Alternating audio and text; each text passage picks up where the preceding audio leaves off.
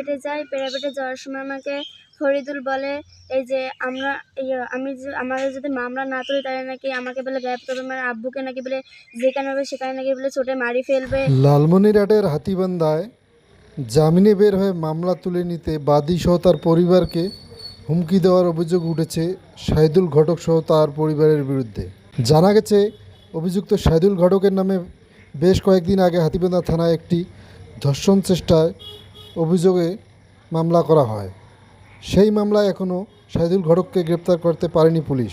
এদিকে এই মামলার অন্য আসামিরা জামিনে বের হয়ে মামলা তুলে নিতে বাদী আনোয়ার হোসেনকে বিভিন্নভাবে হুমকি দিচ্ছে বলে অভিযোগ করেন ভুক্তভোগীরা। পরিবার জামিনে আসার পরে এরকম বিভিন্ন রকম হুমকি মারতেছে, আমাকে যেখানে পায় সেখানে ধরবে, মারবে, বাড়িতে আগুন লাগিয়ে দেবে, বিভিন্ন রকম হুমকি মারতেছে।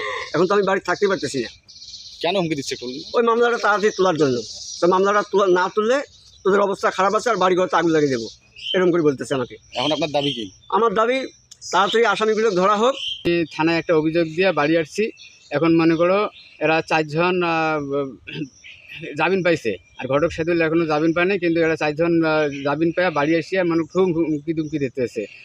1 নম্বরে ফরিদুল, 2 নম্বরে জহুরুল, 3 নম্বরে মজিদ, 4 নম্বরে হাবি, 5 নম্বরে সিরাজ, আর 7 নম্বরে মনে করো কানা শামীম। আমাকে হুমকি দিতেছে, মেয়ে গায়েব করবে, হুমকি দিতেছে মনে করো পুলিশ আমাকে মেয়ে গায়েব করবে, মারি ফেলবে, গুম করবে মামলা যদি না তুলি। এরা খুব ইয়ে করতেছে, থানার পুলিশ এসে আসামিকে ধরতেছে না। আমার একটা আকুল আবেদন ডাক্তার ইনুস স্যারের কাছে, আমার এই কেসটা যেন আমার দ্রুত আমার এই পুলিশ কাস্টডিতে হয় ধরে।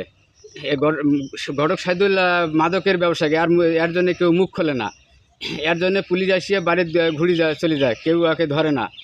এত টাকার পাহাড় হয়ে গেছে তার। এমাগুলো আসি আর হুমকি মারে, আর রাইতে স্বামী আসি হুমকি মারে, আর ধরবে স্যার ডাঙ্গা কিলে মারে। কেন হুমকি দেয়?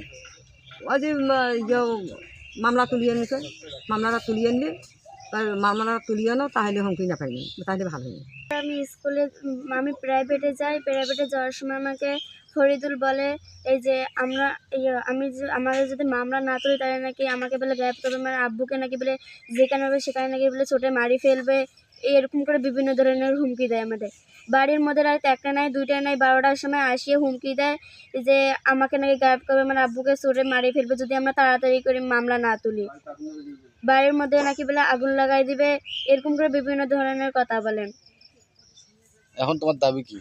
আমার দাবি হয়েছে এখন যে আসামি এখন ঘুরে বেড়াতেছে, এখন ওদেরকে সুস্থভাবে যেন বিচার চাই আমরা। ভুক্তভোগী পরিবার সহ স্থানীয়দের দাবি, দ্রুত সময়ের মধ্যে প্রধান আসামি মাদক ব্যবসায়ী শাহিদুল ঘটককে গ্রেপ্তার করে আইনের আওতায় আনা হোক। পাশাপাশি ভুক্তভোগী পরিবারকে যারা হুমকি দিচ্ছে তাদের বিরুদ্ধে ব্যবস্থা নেওয়ার জোর দাবি জানাচ্ছেন তারা।